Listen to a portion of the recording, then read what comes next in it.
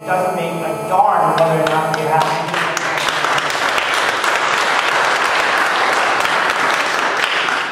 Next candidate will be Tom Reed. Is that my one? Sorry. Okay. Okay. I echo Janice's thoughts on this position, on this issue, and take the position at this point in time, it's not appropriate. And so therefore we take the position that what our military leaders have said is that at this point in time, it's not something to move forward with. But I want to go back. Now, Matt, you said that I spun your answer on $4 trillion being raised as a result of the tax rates being increased.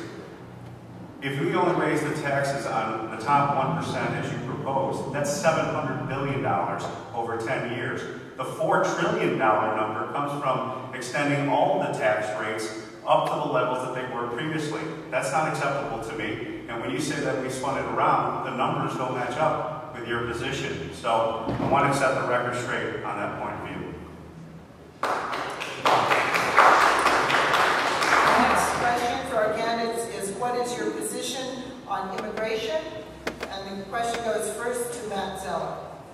Well, first off, I've actually served on the border. I was stationed at Fort Huachuca, Arizona, so I know how the problem profoundly affects us. I'm the only person up here who's ever done that as well.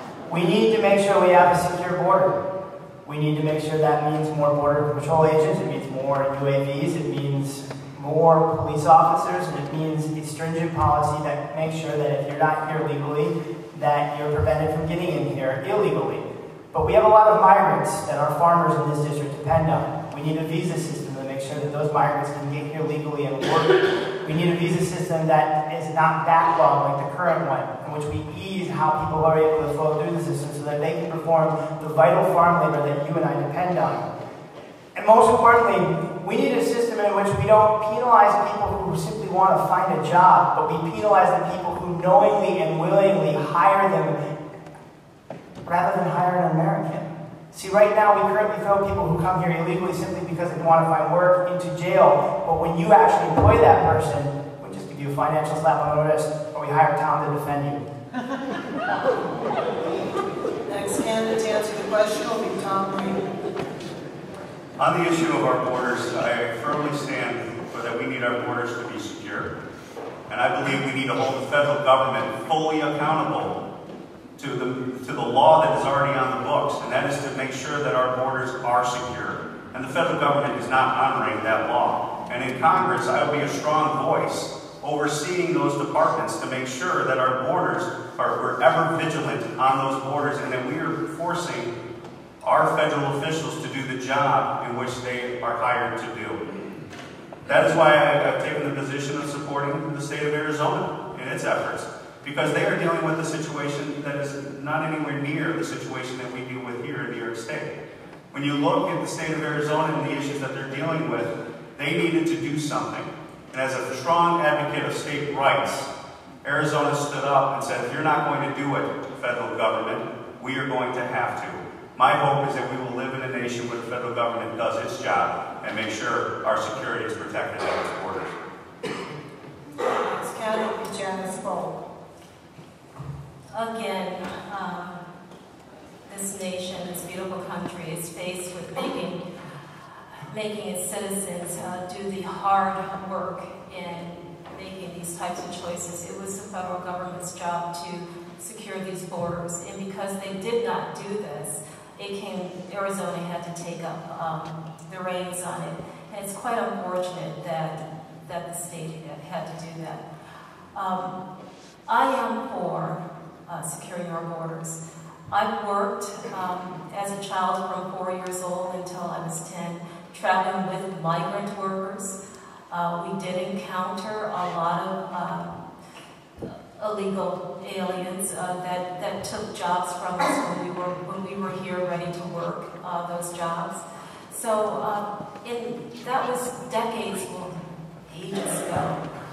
But it's still happening. So the federal government did not do its job, and I would make sure that I have a heavy hand in delving out what we're responsible to do.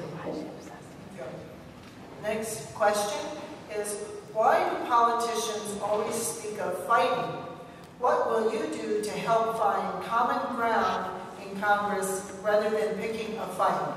And the question goes first to Tom Reed.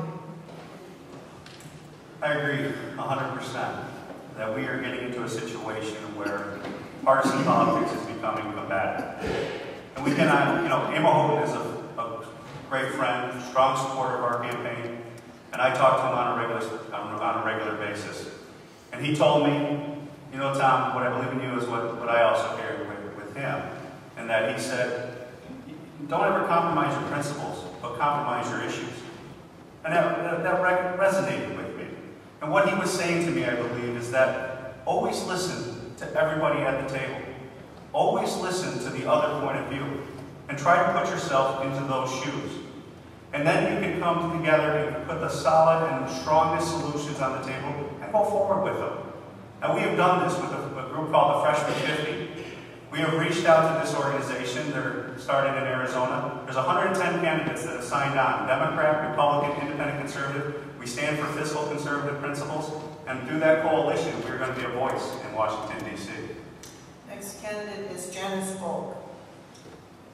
I don't know how you can say that, Mr. Reed. The incompetency that you have shown in your own profession, that you've had over a few decades, in straddling the fence on issues and double talking, is not going to ensure that the people's voice is going to be heard in Washington. If the vetting had been done correctly of the candidates, if the people's voices were heard, if their signatures had not been challenged and people were allowed to, ordinary citizens are allowed to run and be of service to their country, it would not have to get nasty or be a fight. The common ground should be we the people, and not self-serving. Everything that has happened in Tom Reed's campaign has been negative toward me, and I've risen to the occasion. I'm still here. Write-in candidate.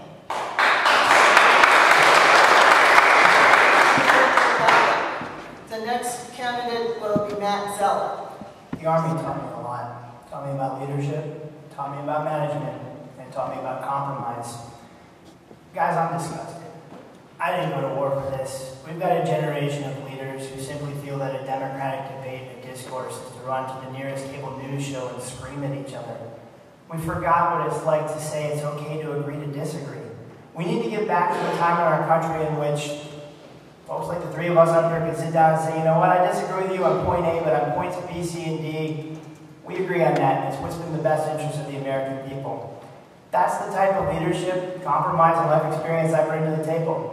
The ability to say, you know what, I recognize that people listening here in this audience and at home tonight probably are saying, there's a lot I agree with, Matt, and there's probably some I disagree with them. That's okay. It's okay to agree to disagree, but we have to have sound, rational, calm discourse. And our solutions should not be to run to the nearest media outlet just to scream at each other. These problems, they aren't Republican and Democrat, they're American. They affect all of us equally, and only together are we going to be able to solve them. The next question is, do you favor repealing the new health care legislation? And it goes to Janice Volk. Absolutely. I'm in favor of impeaching somebody too, but here we go. If we pass bills that only deal with the title of the bill, we may not be in the problem state that we're in now. My opponent, Mr. Reed, said that he wouldn't even waste his time reading this bill. I've read it, and I'm sure many of you have. You're going to find that on page 51 that the government has all access to your checking account because of the health care bill. What does that have to do with anything? You're going to find that buried within that health care bill that there's a 3.8% sales tax on selling your home. You're going to find everything in there that has very little to do with health care. And what does have to do with health care, he's not taking care of it. This was unconstitutional. And I'd be the first one to stand toe-to-toe with him. Next candidate, Matt Zeller. No, but I'm going to amend the heck out of it. You see, the 4 things in there that we all agree upon that it accomplishes is as follows. An insurance company cannot deny you health care based on a pre-existing condition. A cleft lip and palate, type 1 diabetes. These are things that are considered to be a pre-existing condition. The second is that the insurance company cannot repeal your health care while you're being rolled into the ER for heart surgery. I've met 4 people in this district that have had their health care stripped for them since May. Because as they were being wheeled into the ER, and despite the fact that they've been paying faithfully into the system for 30 years, the insurance actuary in Omaha decided that surgery was just going to cost too darn much. I don't think that's right. The third thing, and I challenge any parent out there, is that extended coverage for kids up to the age of 26. We all want to see what's best for our kids. That's something worth fighting for. And the fourth is that it closed the Medicare donut hole. Now, going forward, I think we should have competition across state lines, and I think we should actually have a real healthcare debate, which is preventative medicine versus defensive medicine, and I'm in favor of preventative medicine. Next candidate is Tom Reed. I firmly stand for repealing Obamacare. I would have voted against the bill. I don't play the game of I would have voted against the bill, but I won't stand for the repeal. Our position on this is consistent. I believe Obamacare